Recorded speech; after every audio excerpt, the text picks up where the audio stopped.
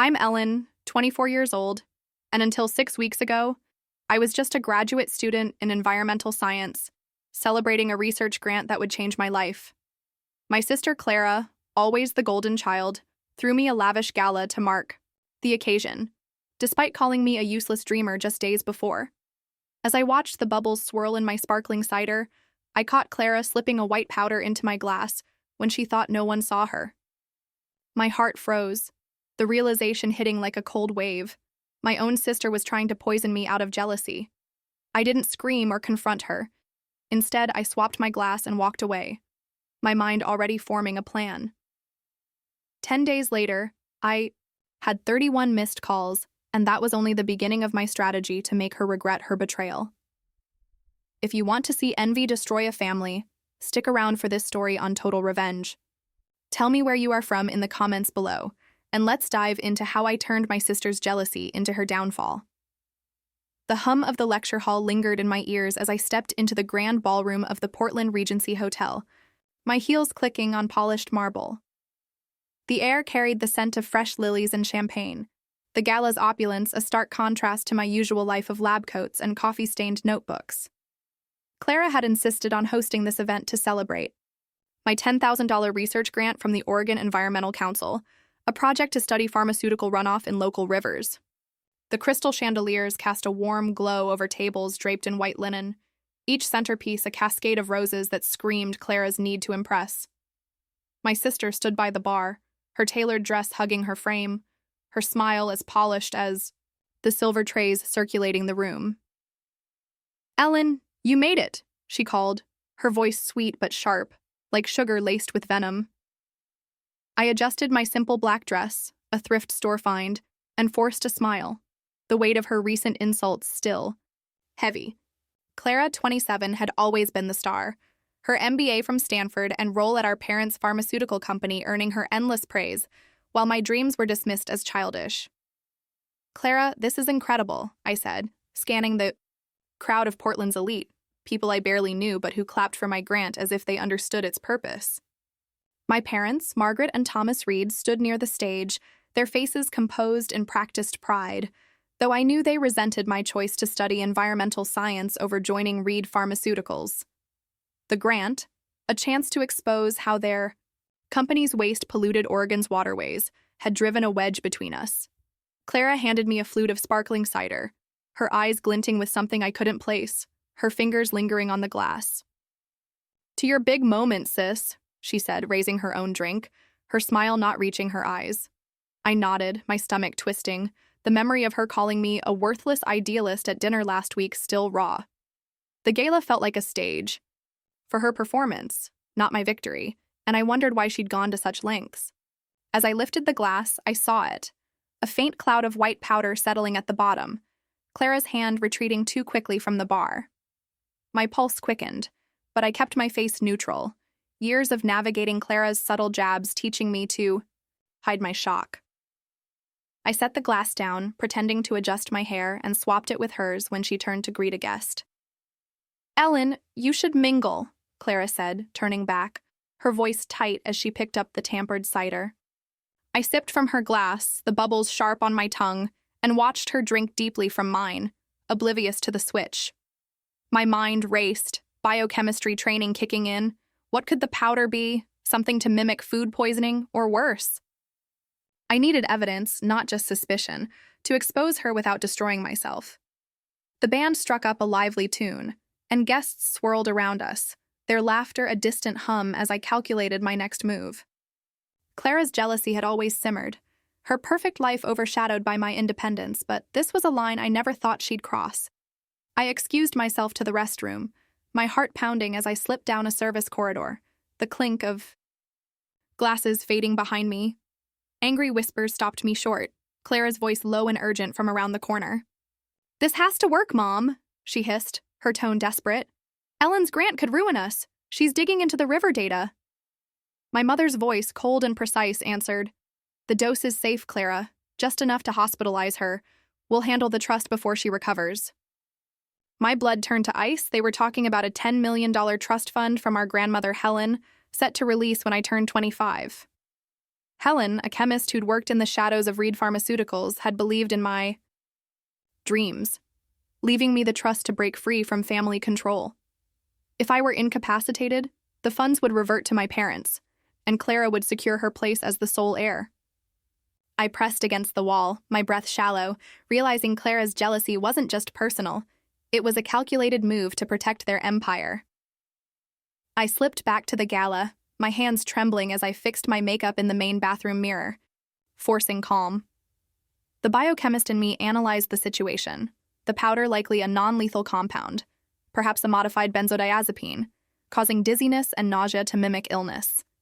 I needed proof before confronting them, something concrete to show Clara's betrayal wasn't just a paranoid suspicion. Back in the ballroom, Clara was charming guests, her laughter bright but hollow, while our parents worked the room, their smiles masking their plot. I spotted my mentor, Dr. Emily Chen, a toxicology professor who'd guided my grant research, and pulled her aside. "Dr. Chen, I need a favor. No questions," I whispered, my voice steady despite the fear clawing at me. "Record the toast later. Focus on Clara handing out drinks, it's important." She nodded, her eyes sharp with concern but trusting. My urgency, her phone already in hand.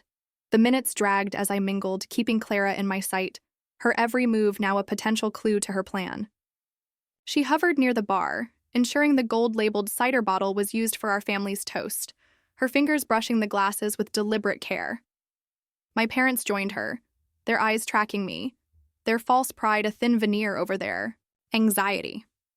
I remembered Helen's words, "Ellen, your strength is in your truth. Never let them take it." She'd died when I was 16, her journals filled with warnings about the family's ruthlessness, journals I'd kept hidden in my apartment. Those pages detailed Clara's envy, her tantrums when I won science fairs, her whispers to our fear parents that I was ungrateful. The trust fund, Helen wrote, was my escape, but only if I survived their greed. As the toast neared, I knew I had to act fast, or Clara's poison would be only the first attempt. Clara clinked her glass, calling for attention, her voice carrying over the crowd like a practiced performer.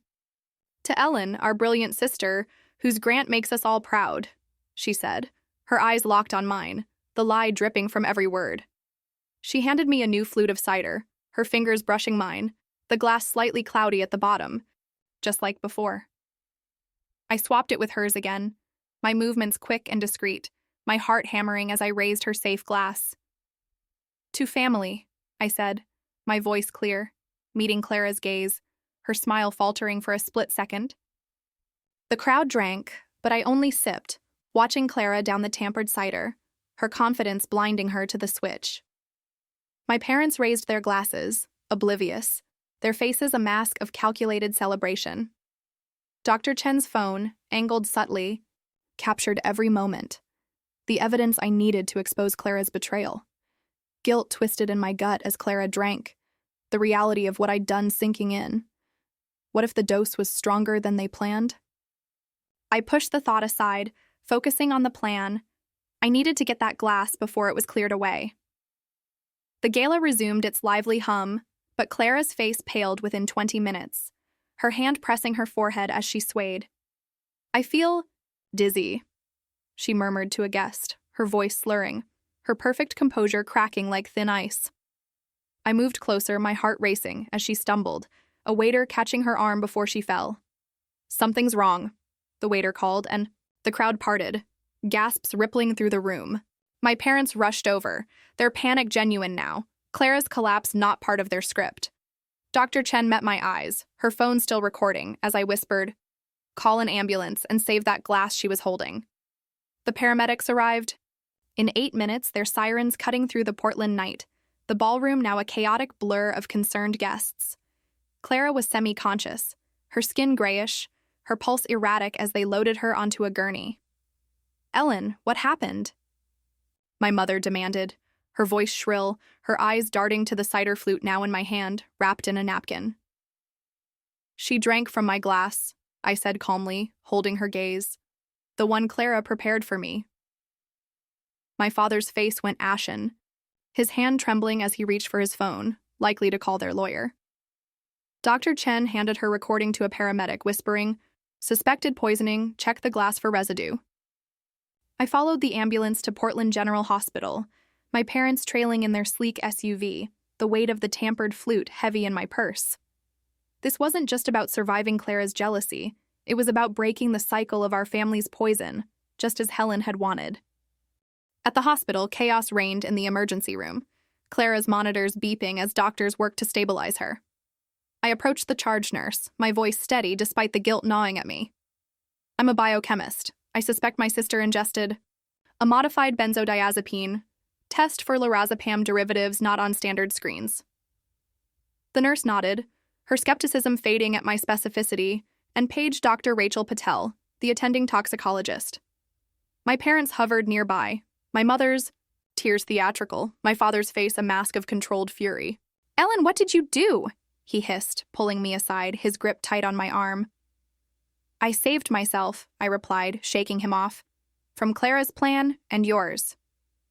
Dr. Patel approached, her tablet glowing with preliminary results. "We've found traces of a lorazepam variant consistent with research compounds. We're administering flumazenil." Relief washed over me. Clara would survive, but the evidence was mounting, and my sister's jealousy was about to unravel everything. I met Dr. Chen in the waiting area, her face grim but supportive, her phone now with the police who'd arrived, after the paramedics' report. "Ellen, I sent the video to your email," she whispered. "It clearly shows Clara tampering with your glass." I nodded, my mind racing, the hospital's antiseptic smell grounding me as I planned my next move. Detective Sarah Nguyen, a no-nonsense officer with sharp eyes, approached, her notebook open. "Miss Reed, you suspect your sister poisoned you? Walk me through it," she said, her tone calm but probing. I recounted the gala, Clara's powder, the overheard conversation, and the trust fund motive, my voice steady despite the weight of betrayal. My parents were questioned separately, their lawyer, Gerald Voss, arriving with a flurry of objections, but the video was undeniable. Clara's condition stabilized by dawn, but the police were building a case, and I knew the trust. Fun secrets were about to surface. Helen's journals, still in my apartment, held the key to exposing the full extent of my family's greed, and I was ready to use them. I drove to my apartment at sunrise, the Portland skyline glowing pink, the weight of the night heavy on my shoulders.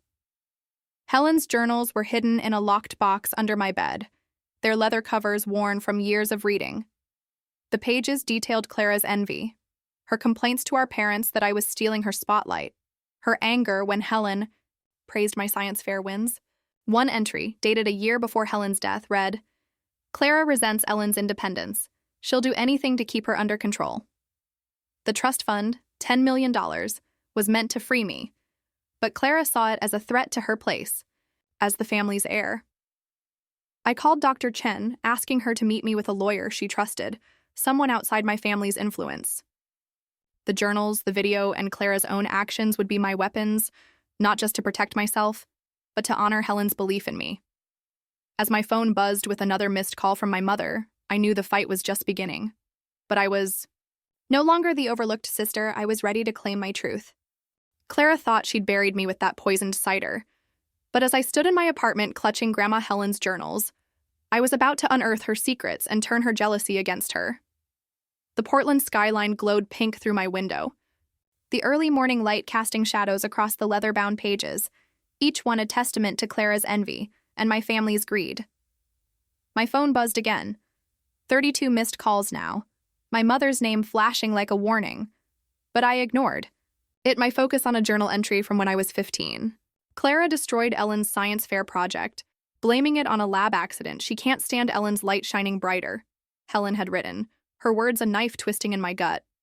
I'd always known Clara resented me, but this was calculated sabotage, a pattern stretching back years, and now she'd escalated to poison.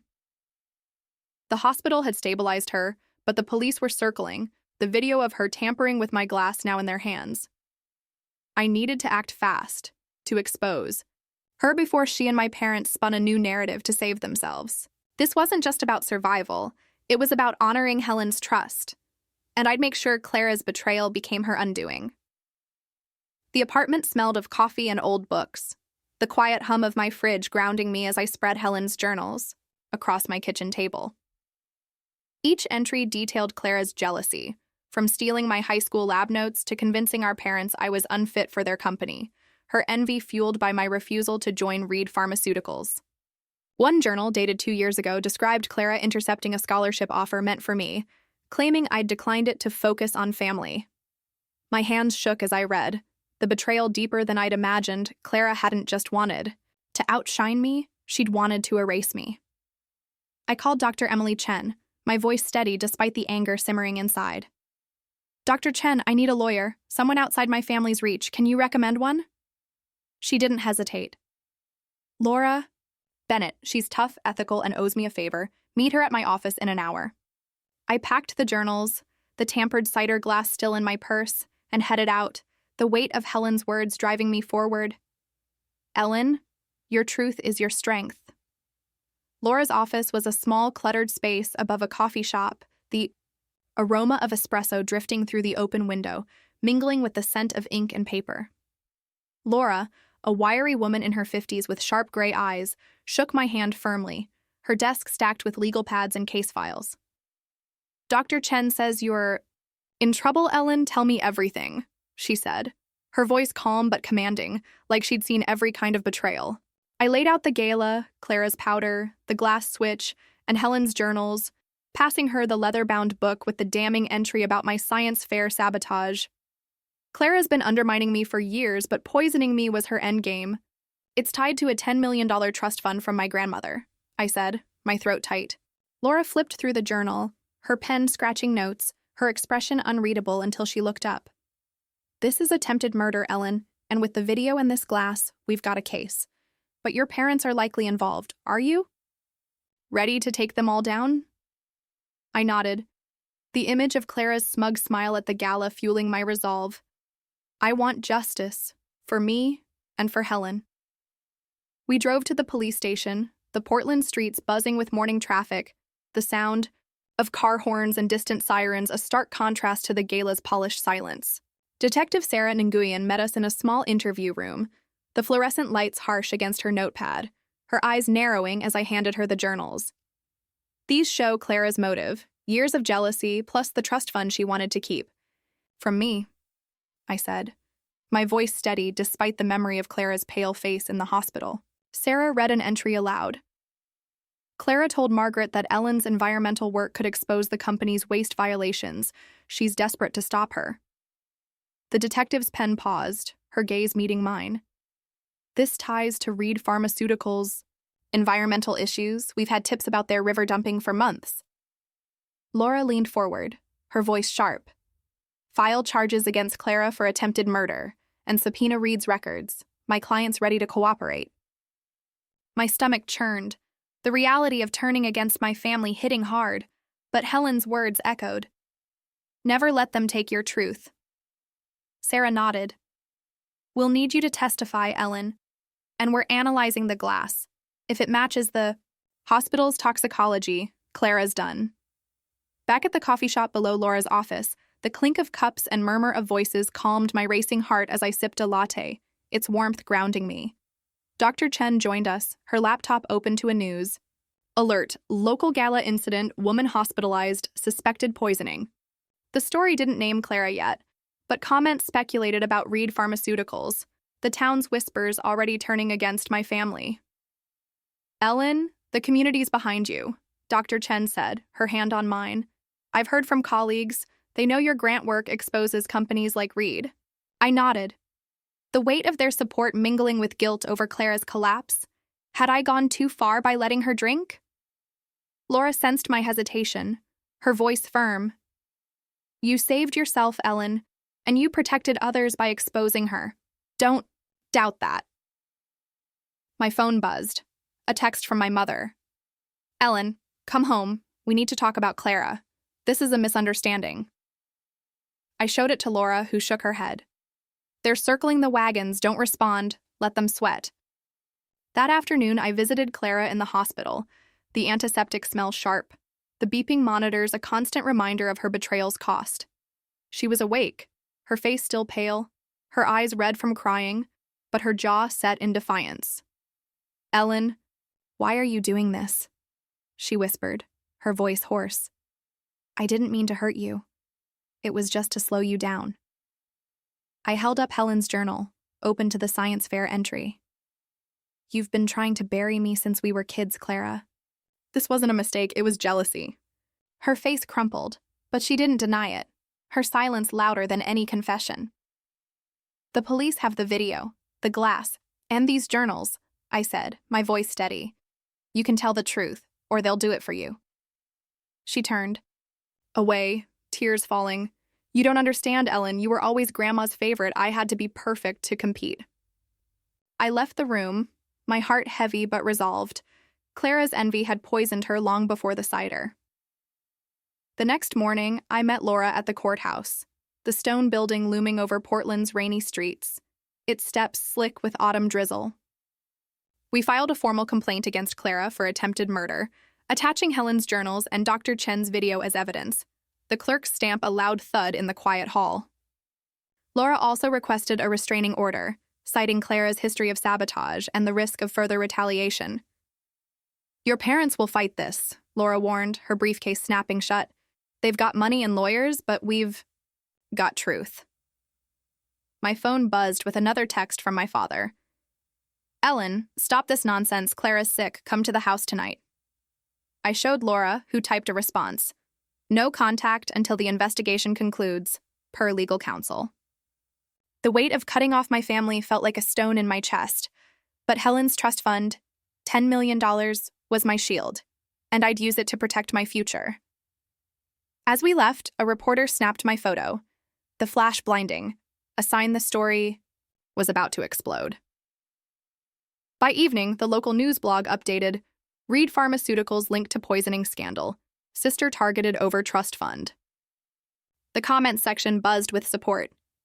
"Ellen Reed's grant could save our rivers," one wrote, while another called Clara a jealous snake. I sat in my apartment, the rain pattering against the windows, reading Helen's journals, again, each page fueling my resolve. An entry from 3 years ago detailed Clara forging my signature on a company internship application, trying to trap me in Reed's world. "Ellen's too independent," Clara had told our parents. "We need to control her before she ruins us." The journals were a roadmap of her envy, and I'd use them to map my revenge, not with violence, but with exposure. I called Dr. Chen. "Can you leak the science fair entry to the press, anonymously?" She agreed, her voice proud. "You're doing what Helen wanted, Ellen, showing the world who they really are." The next day, the story hit the Portland Tribune.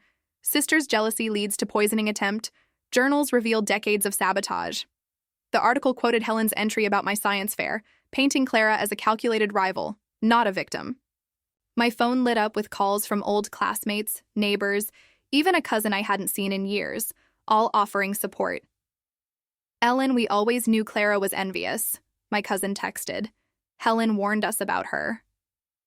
The community's backing felt like a warm blanket, but Clara's silence worried me.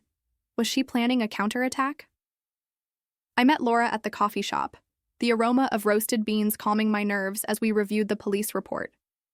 The glass tested positive for a lorazepam derivative, a compound from Reed Pharmaceuticals' private lab, accessible only to family members. "Clara had access," Laura said, "and your parents' security logs show she was in the lab 3 days before the gala." The evidence was tightening like a noose, but I knew my family wouldn't go down quietly.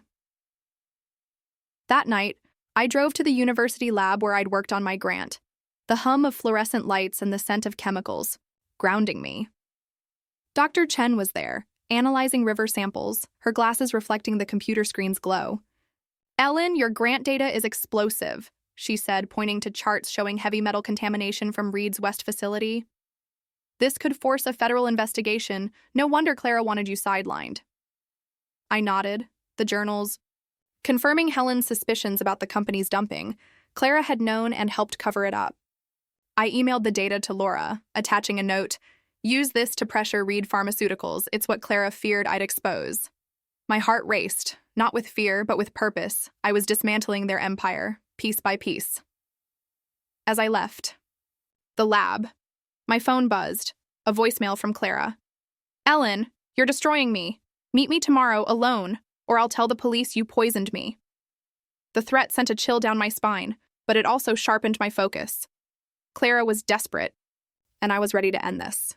Clara thought she could outmaneuver me with her threatening voicemail, but as I stood in my apartment, rain drumming against the windows, I was ready to turn her lies into her downfall.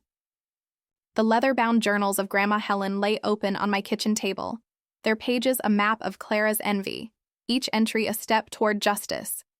My phone glowed with her message. Ellen, you're destroying me. Meet me tomorrow, alone, or I'll tell the police you poisoned me. Her words a desperate ploy to shift blame. The Portland skyline flickered through the storm, its lights blurred like my sister's intentions. But I wasn't afraid. I had the video, the glass, and Helen's truth. I called Laura Bennett, my lawyer, her voice crackling through the line, steady as the oak desk in her office. Clara's bluffing, Ellen. She's got no evidence, but meet her in public, record it, and let her dig her own grave, Laura said, her confidence anchoring me. I chose the coffee shop below Laura's office for the meeting, its familiar hum of voices and clink of cups a safe stage for Clara's unraveling. This wasn't just about saving myself. It was about exposing the sister who'd let jealousy poison her heart, and I'd do it with the strength Helen always saw in me. The coffee shop smelled of roasted beans and cinnamon, its warmth a stark contrast to the chilly drizzle outside, the wooden table scarred from years of use. I arrived early, a recorder tucked in my purse, its weight a reminder of the evidence I'd already gathered, the video of Clara tampering with my cider now with the police. Dr. Emily Chen sat in a corner booth, her laptop open, pretending to work but ready to witness whatever Clara tried. Clara walked in at 10 sharp, her designer coat damp, her face pale, but her eyes sharp with defiance, no trace of the hospital's frailty. Ellen, you're making a mistake, she said, sliding into the booth, her voice low. Accusing me will ruin you too. I'll say you switched the glasses to frame me. I sipped my latte, its bitterness grounding me, and leaned forward. Clara, the police have the video, the glass, and Helen's journals. Your jealousy's been documented for years. Her jaw tightened, but she forced a smile. You're not perfect, Ellen. Grandma's trust should have been mine. I'm the one who stayed loyal. I hit record, my voice calm. Loyalty doesn't mean poisoning your sister, Clara. Tell the truth, or the courts will. Clara's eyes flickered to the door as if expecting our parents to swoop in, but the coffee shop's chatter drowned out her hesitation. You don't get it, Ellen, she hissed, her hands gripping her mug. You were always Grandma's favorite, her little scientist, while I had to be perfect to matter. Helen's journal entries flashed in my mind. Clara's tantrums when I won science fairs, her whispers to our parents that I was ungrateful, stealing her spotlight. You destroyed my project when we were kids, forged my signature to trap me in Reed Pharmaceuticals, and now this, I said, my voice steady despite the ache of betrayal. She leaned closer, her breath sharp with mint. I just wanted to slow you down. Your grant could have exposed the company, ruined us all. My heart pounded. Her admission caught on tape, but I kept my face neutral. You mean the river contamination you helped cover up? Clara froze, her eyes wide, realizing she'd said too much, and I knew the recorder had sealed her fate. Dr. Chen glanced over, her nod subtle, urging me to keep pushing, as Clara's composure began to crack like overfired porcelain. I left. The coffee shop, the rain now a steady patter, my purse heavy with the recorder and Helen's journals, each step toward Laura's office above feeling like a march to victory. Laura listened to the recording, her pen scratching notes, her gray eyes gleaming with strategy. This is gold, Ellen. Clara admitted intent and motive. We'll file it with the police today. She drafted a motion to strengthen the attempted murder charge, attaching Clara's recorded confession and journal excerpts about her past sabotage. Your parents are next, Laura said, her voice firm. Their security logs show they gave Clara access to the lab. They're complicit. My stomach twisted, the weight of turning against my entire family heavy. But Helen's words echoed. Your truth is your strength. Never let them take it. I nodded. File everything and leak the recording to the press. Let Portland know. who Clara really is. As we faxed the documents to Detective Sarah Nguyen, my phone buzzed, a text from my father.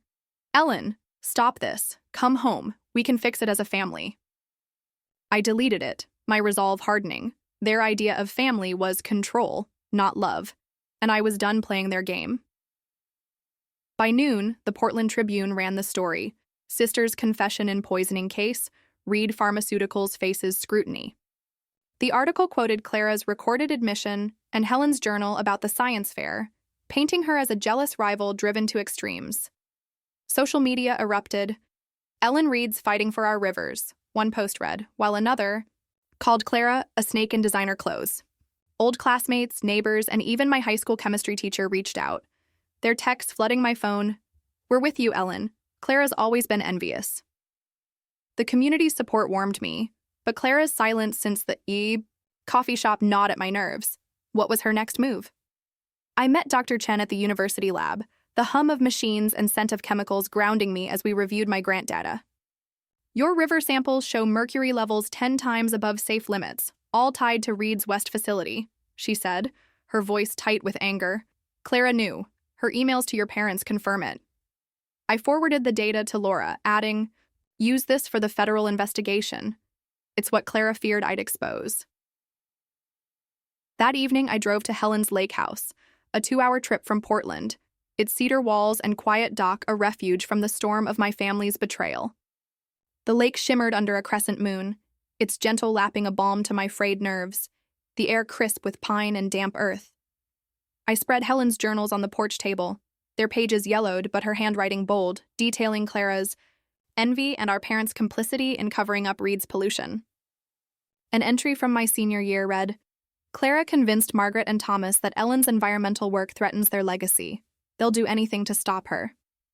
My heart ached, not just for Clara's betrayal, but for the family I'd never truly had, one that valued profit over truth. I called Laura. "The journals mention my parents' role in the river dumping. Can we use them against Reed Pharmaceuticals?" She paused, her voice steady. "It's enough to trigger an FBI probe, Ellen, but it'll drag you into the spotlight. Are you ready?" I looked at the lake, Helen's trust fund, $10 million, a shield in my pocket, and said, "Do it for Helen, for the truth."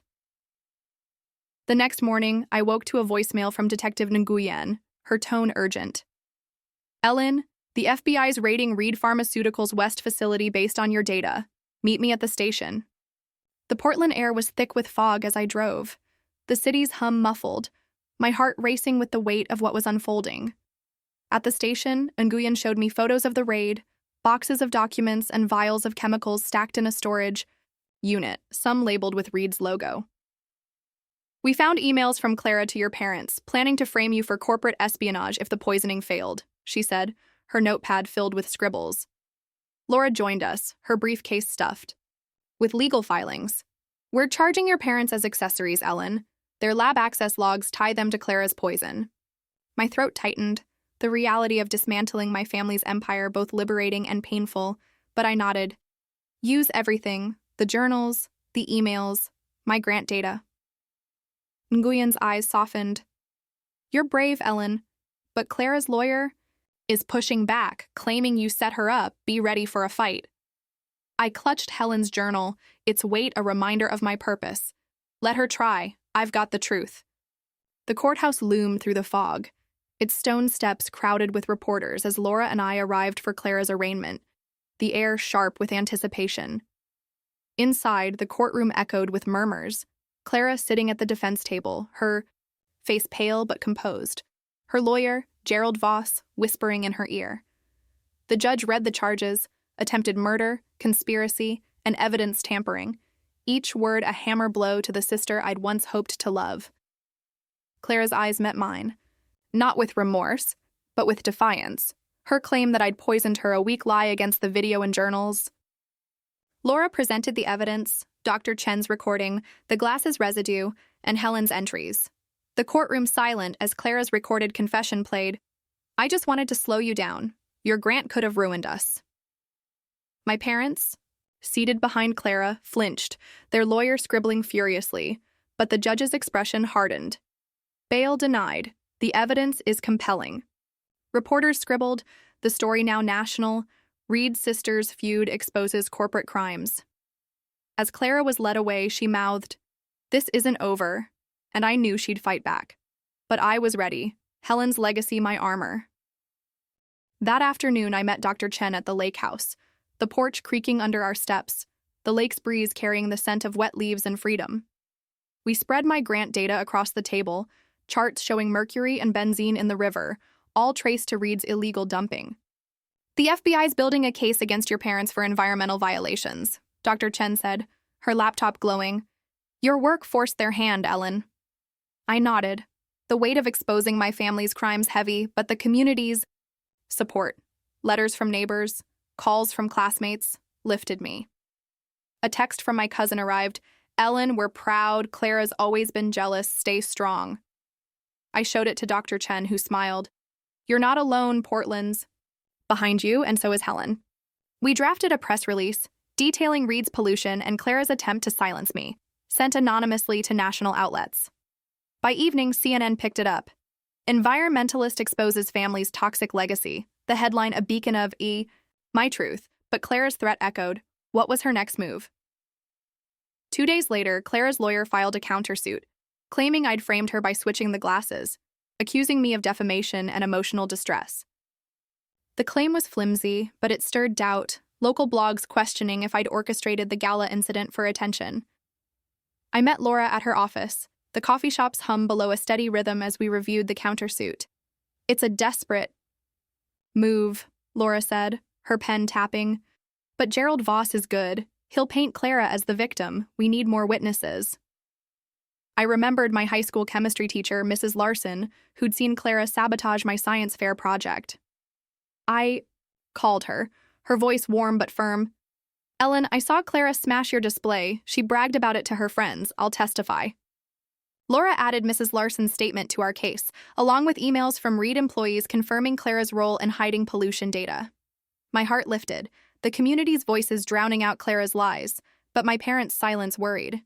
Me, were they planning something bigger? The FBI raid uncovered a trove of evidence, emails showing my parents knew about the river contamination for 12 years, paying off regulators to avoid scrutiny. At a press conference, Special Agent Lisa Donovan displayed documents. Reed Pharmaceuticals dumped toxic waste, causing elevated cancer rates downstream. Clara Reed was complicit. The room buzzed, cameras flashing, as Donovan mentioned. My grant. Ellen Reed's research exposed this, risking her life. I watched from the lake house, the TV's glow casting shadows, my heart swelling with pride, but aching for the sister I'd lost. Dr. Chen arrived, bringing takeout, the scent of ginger and soy mixing with pine air. "You're a hero, Ellen," she said. "But Clara's countersuit hearing is tomorrow. Voss will push hard." I nodded. Helen's journal opened to her last entry. "Ellen will break the cycle. She has the conscience Clara lacks." I clutched the $10 million trust fund papers, signed that morning, my freedom now secure, and prepared for the courtroom battle. The hearing was packed, the courtroom's wooden benches creaking, the air thick with tension and the murmur of reporters. Clara took the stand, her voice trembling but calculated. "Ellen framed me. She switched the glasses to ruin me. She's always been jealous." Gerald Voss played a doctored video, edited to make the glass switch look deliberate. But Laura countered with the original, Dr. Chen's unedited footage showing Clara's tampering. Mrs. Larson testified, her voice clear. "Clara destroyed Ellen's science fair project at 16. I saw her laugh about it." The journals were entered as evidence. Helen's words read aloud. "Clara resents Ellen's independence. She'll do anything to control her." The judge's gavel fell, dismissing Clara's countersuit. "The evidence against Miss Clara Reed is overwhelming. This claim lacks merit." Clara's face crumpled, her lawyer's objections drowned by the crowd's murmurs, and I felt a mix of relief and sorrow. My sister's envy had destroyed her. As we left, reporters swarmed, but Dr. Chen pushed through. "Ellen's the hero Portland needs," she said, her words a shield against the chaos. That night, I sat on the lake house dock, the water lapping gently, the stars bright above, Helen's presence in every ripple. Clara was detained, facing trial, while my parents' assets were frozen, their empire crumbling under FBI scrutiny. The community rallied, a petition with 5,000 signatures demanding Reed's cleanup. My grant now funded with an additional $50,000 from local donors. I visited Clara in jail, the gray room cold, her eyes hollow but softer. "Ellen, I was wrong. I let jealousy consume me," she said, tears falling. I took her hand. "You can change, Clara, but you have to face the truth. Start there." She nodded, a flicker of the sister I'd loved, and I left, hoping she'd find redemption, but knowing my path was separate. The $10 million trust fund was mine, but Helen's true gift was her belief in me, a legacy I'd carry forward. Back at the lake house, I started a foundation with Dr. Chen, using $2 million to fund river cleanup, honoring Helen's dream of a world free from my family's poison. 6 months later, I stood at a podium in Portland City Hall, addressing a conference on environmental remediation, the room packed with scientists and locals. My grant had expanded, now a $100,000 project, mapping pollution across Oregon's rivers, Reed's crimes fully exposed. Clara pleaded guilty, receiving 5 years, her testimony against our parents reducing her sentence, a step toward accountability. My parents faced 20 years each for environmental crimes and conspiracy, their wealth seized for victim restitution, their legacy in ruins. Sophia, my cousin, sat in the audience recording my speech, her smile proud, joined by Dr. Chen, Mrs. Larson, and a growing circle of chosen family. The lake house became my home, its dock a place for healing, where I'd sit with coffee, watching the sunrise, free from Clara's envy. I'd found belonging, not in blood, but in truth, shared values, and the community Helen knew I'd build. Have you ever faced a family betrayal that forced you to choose truth over loyalty? Share your story in the comments on Total Revenge, and if this resonated, like, subscribe, and share. Your strength inspires others.